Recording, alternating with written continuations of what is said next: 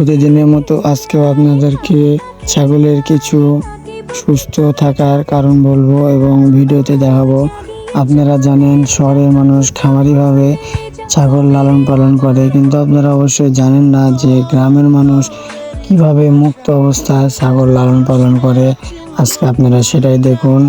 একটা বিলে যখন আবহাওয়া ঠান্ডা থাকে, একটু বিকেল গড়িয়ে আসে, তখন এরকম পাটের ভিড়, ভুট্টা ভিড়, আউলে এমনভাবে অনেক ছাগল তারা লালন পালন করে থাকে।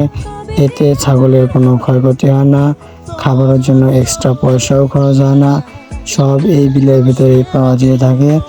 আর এইভাবে যে ছাগলগুলো যদি ছেড়ে দিয়ে পালা হয়, তাহলে অল্প খরচে অল্প খাবারে ছাগলের শরীর স্বাস্থ্যও ভালো থাকে এবং ছাগলও তাড়াতাড়ি বড় হয়, ছাগলের কোনো অসুখ বিসুখও হয় না।